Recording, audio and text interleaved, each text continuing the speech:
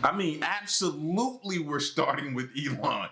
Who else would we start this video? Like, oh my, this dude here, but before we get to the craziness, all right, listen, man, y'all know how this goes. Question everything. You should.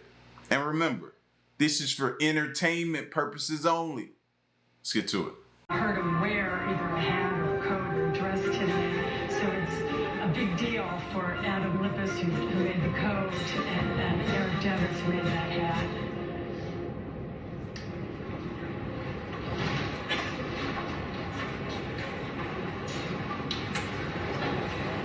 Standing next to her son Barron, who now attends NYU. Instrumental in his father's campaign. Many say he would like a larger political role. Not entirely sure if Mom wants that to happen.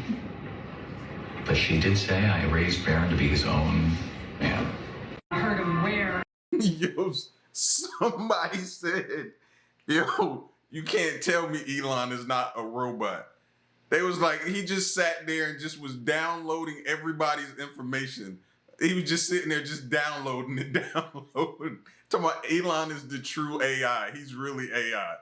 Fam, that was a lot better than what was going through my mind. So I thought he had hit an edible, to be honest with you, bro. That's what I thought. It was like he hit it like right before he went, and you just saw it kick in, and it really was kicking in. Definitely kicking in, man. This dude here, he's off. That dude right there, man. I don't know what to say. You're telling me we don't know what the hell these drones are in New Jersey are? Is that correct? That's right. It's crazy. I mean, that's crazy. That's madness that we don't know what these drones are. What is going on in New Jersey? So, sir, the FBI and our Newark field office, along with the state and local partners there, the Bureau is actively investigating the situation you mentioned, just the unexplained sighting of drone activity over that part of New Jersey, including proximity to sensitive sites and areas of concern. So we do not attribute that to an individual or a group yet. We're investigating, but I don't have an answer of who's responsible for that, of one or more people that are responsible for those drone flights. But we're actively investigating. It is concerning. Those are the words they use when they just don't have a clue. We're actively investigating. We're actively investigating. And we're gathering all, but we're actively like those are the words, fam. They triggering almost at this point. Is the public at risk? Is public safety at risk? Are we concerned that there are nefarious intentions that could cause either national security or a public safety incident that would put Americans at risk?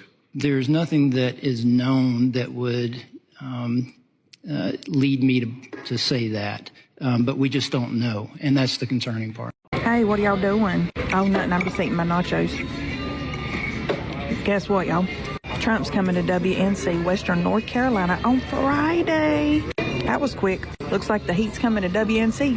And I heard that he's going to help lift those policies that's keeping those tiny homes from being put down. It's really sad we had to wait for a new president for this to happen, but it's a good day for WNC. 3 people froze to death sleeping in tents. Now that TikTok is back, I'm just trying to get your FYP back to the right stuff. That's right, 2 adults and a baby froze to death as they were forced to sleep in tents in Western North Carolina. Everyone's FYP seems to have been reset.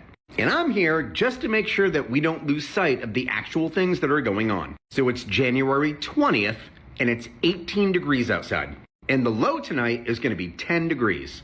I don't want anybody to lose sight of the fact that people are still homeless, people are not getting support, and people are dying. And you can see behind me that I'm watching the inauguration, and I really don't care what anybody's political affiliation is. Hopefully, the new administration is going to recognize the needs of the American people and take care of it.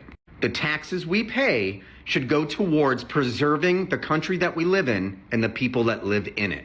Anyone notice that you don't see anything about Western North Carolina on your FYP? How about those fires? Quick thought. I want to talk about teeth for a second. Did you know that your teeth are directly tied to your organs? This is why this is important. Based on what you put into your body, what's going to determine the health of your teeth. The front teeth, front, top, and bottom, is responsible for your kidneys, your bladder, your prostate, and your uterus. Everybody loses these side teeth over here, right? Because the side teeth is responsible for the gut. So if you got a horrible gut health and you ain't taking care of if you're not using the bathroom properly, you're not taking care of your gut health, you're going to lose your side teeth because they're directly connected to your gut. The upper teeth in the back, intestines. If you go further in the back, your heart, your liver, your lungs, all these teeth is tied to your organs. So if you want healthy teeth, take care of your organs, which means put better stuff into your body. You won't lose teeth, you won't get the tooth decay, and you won't get bacteria infections, all right? So be peaceful and be mindful of your oral health. That's crazy sometimes, that the fact that we have to come here to get that type of information. I never knew that. You can call me, you can look at me like I'm crazy, slow down, whatever you want to call. I did not know that, and I'm comfortable to say that. I did not know that. But I'm definitely going to look into that now. That explains a lot, if that's true. If this is true, that explains a lot. Imagine living next door to this house with towering piles of junk for years. The mess is so colossal, it covers nearly the entire property. The stacks of boxes, clothing, and debris are piled up so high and so deep, they actually block the front door of the house. The junk is even spilling out over the homeowner's car. This fed-up neighbor can't believe it. I'm shocked every time I walk down the street. He lives right next door. Have you knocked on the door and said, please take this away? I can't live like this? Oh, yeah. He says he's complained to the city, but nothing's being done. Suddenly, the man who lives in the Hoarder house emerges. But your neighbors here have been upset for a long time. He has no response as he grabs an item from the car. Are you concerned about what the neighbors are saying? Finally, a day later, cleanup crews arrive and begin the massive undertaking to clear the 8-foot wall of debris. More than 16 giant trucks are needed just to haul away trash. And there's the guy again who lives there. He doesn't look happy that his junk is being thrown away. Today, cleanup crews return. Relieved residents in this LA neighborhood look on as the front yard is finally rid of trash and their nightmare slowly comes to an end. That's crazy to see that with wildfires going on, right? That's the first thing I thought about. That's crazy. Number two, how does that even be allowed to get like that? Like, how does the city allow that? In most places, if your grass gets too high, there's a problem and you start getting notices and different things on your door. Like, that just shows to me that that city did not care. And then my final thing is, how long before it's right back like that? They doing all of this right now, but what are they going to make sure that this doesn't happen again? Because if not, it's going to be right back like that in a few months, period. A big Consumer Reports study found a high rate of contamination in pork chops and ground pork from a kind of bacteria that can send you to the emergency room. ABC's Dr. Richard Besser brings us the whole picture. You don't know its name, but you may be one of the 100,000 Americans who get sick each year from a bacteria called Yersinia. And today's study explains why. Consumer Reports tested pork, the types you'd buy in the supermarket, including pork chops and ground pork. They found that nearly 70% of the samples they tested had the dangerous bacteria Yersinia on them.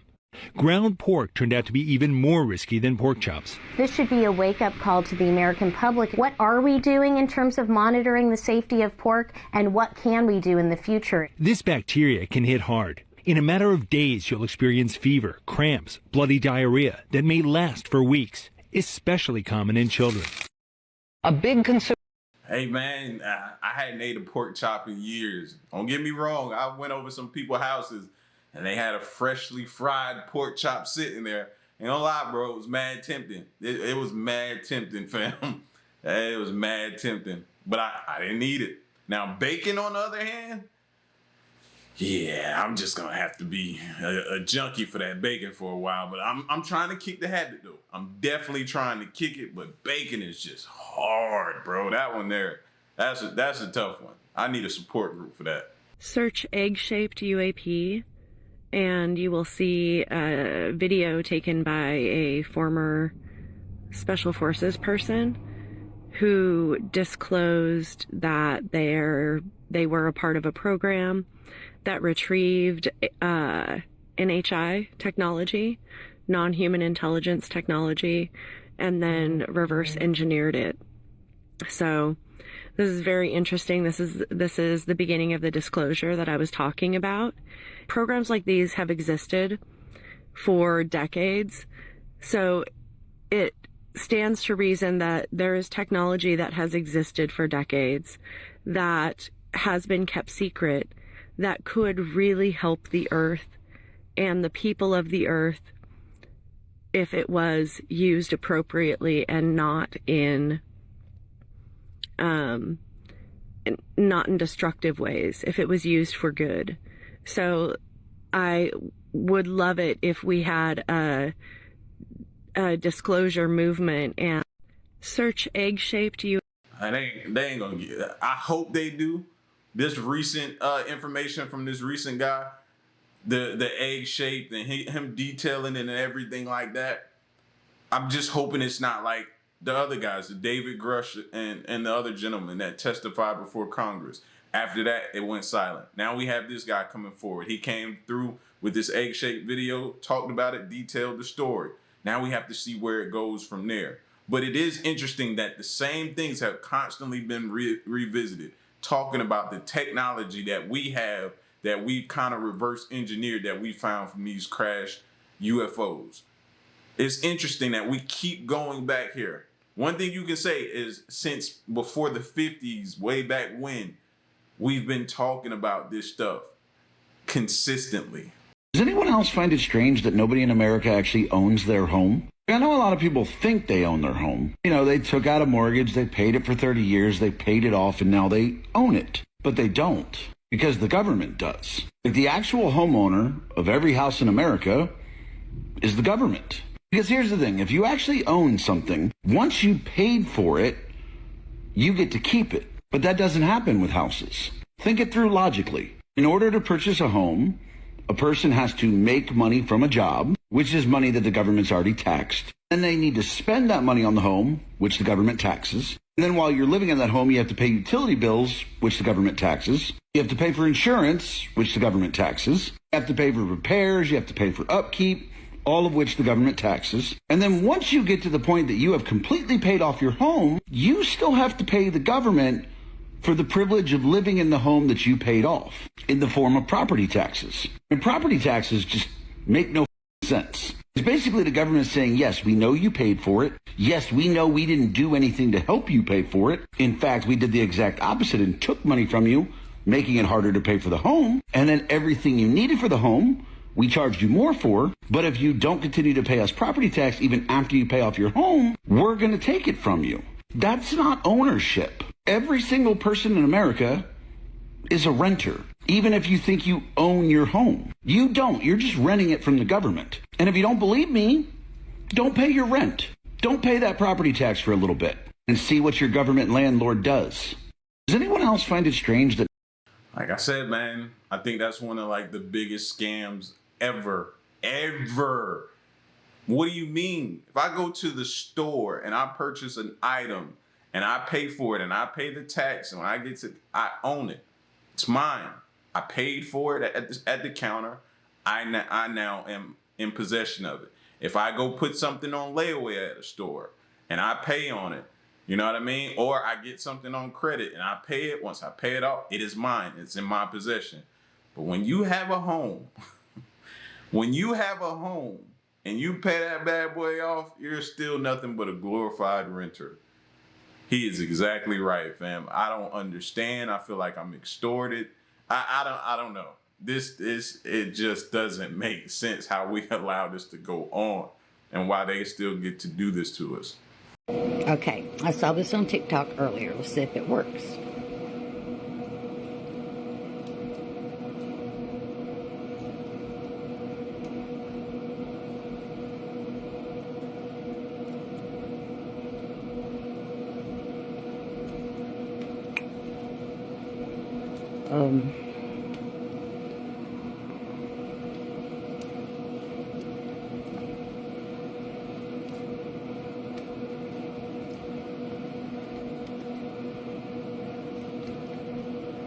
Just smears that just not normal. Yeah, this is not generic or not Sunbeam bread. But it's taking a little longer this time, but it's going back to its original form. Okay. Hey, I pretty much might as well tell y'all then everybody who went out and brought a stress ball, you had one at home already. Your bread was pretty much that. But the crazy part about this also reminds me of like one of those mattresses you get online or something like that, and it comes to your house in the box, you open up and it just sprawls back out. Like, what? This right here is prime example of we need to know what they're putting in our food, man, and we need to stop them from doing certain things. The stuff that they're putting in it. Because that right there, then you hit it with some water, make it swell up in your belly, definitely not good.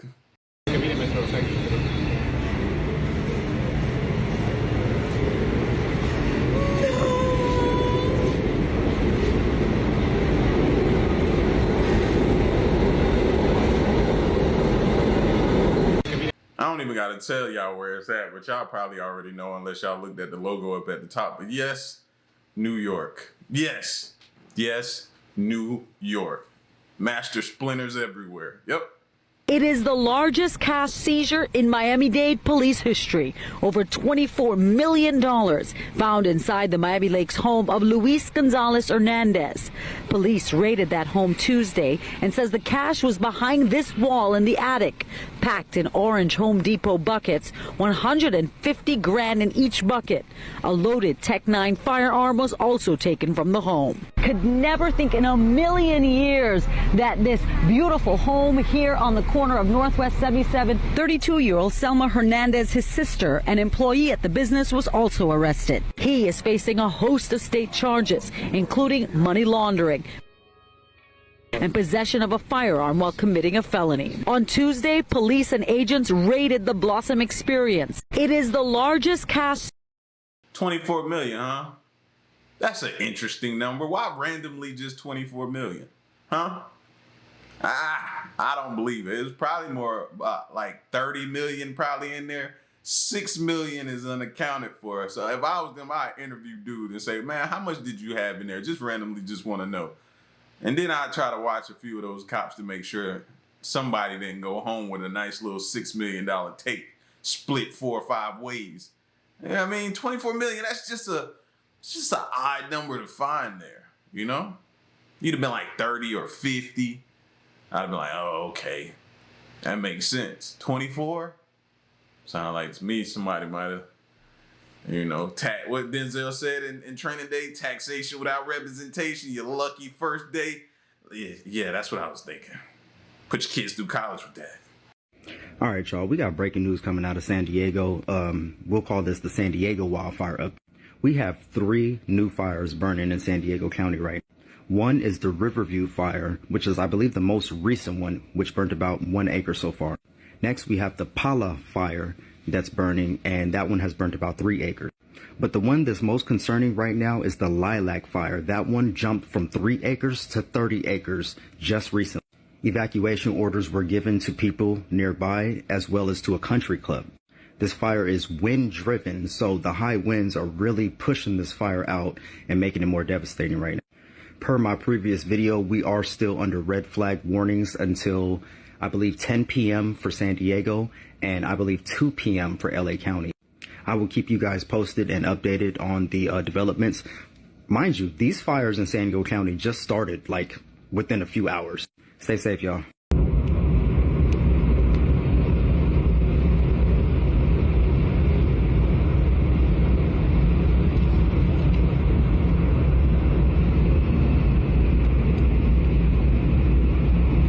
Oh, wow. Like, these firefighters haven't even gotten a break yet, fam. And think about those prison firefighters at the same time. The ones that had little to nothing out there, little to nothing to sleep on, and all of this type of stuff like that. Think about them. They're probably still going.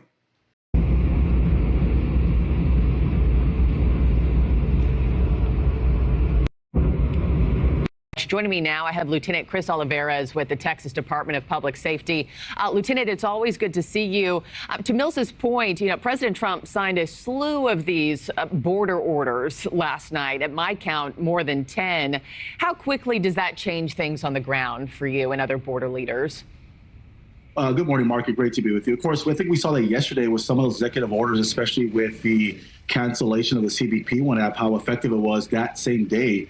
So I do foresee that we are going to see changes just immediately. We're seeing it right now on the border right now, of course, with some of these executive orders. But, going back to some of these executive orders designating the cartels as foreign terrorist organizations, and also the mass deportations. I think that in itself obviously is going to take some time as this process goes on, but we are seeing some of that immediate change just based off that CBP app, which was allowing over 900,000 plus migrants to enter the United States, inadmissible.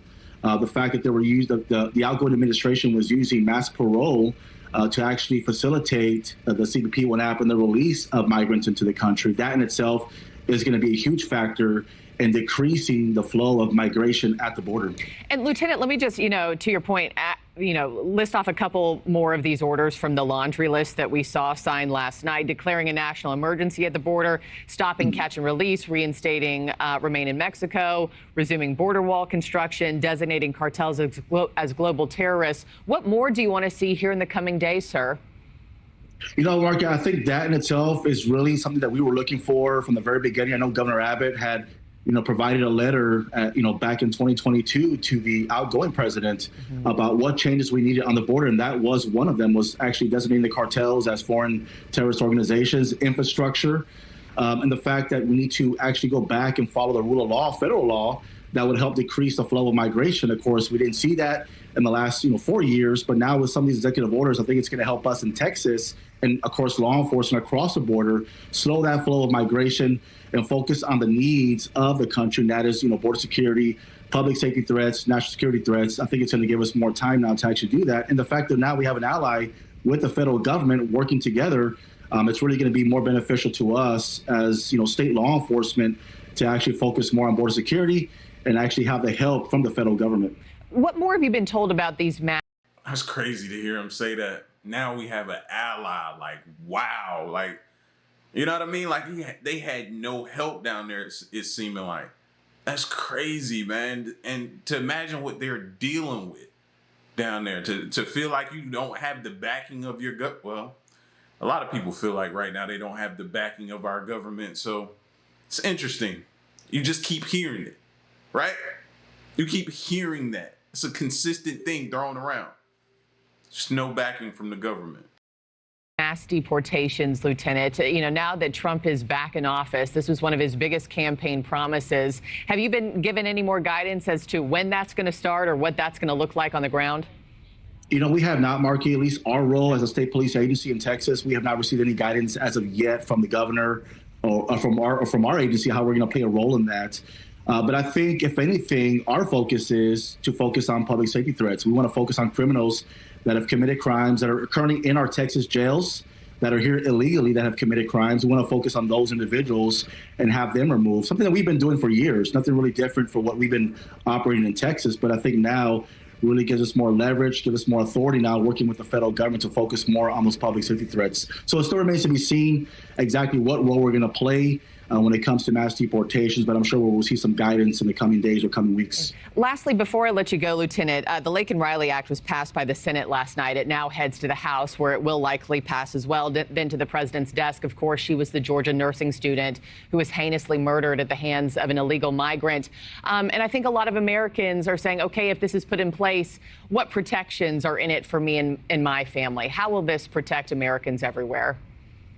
Well, I think it focuses more on those, criminal migrants that have committed crimes, maybe not violent crimes, but the fact that they've committed misdemeanor crimes, thefts, that would actually lead to a much larger result of committing more violent crimes. And we're able to actually hold those individuals accountable when they commit some of these minor crimes and get them removed.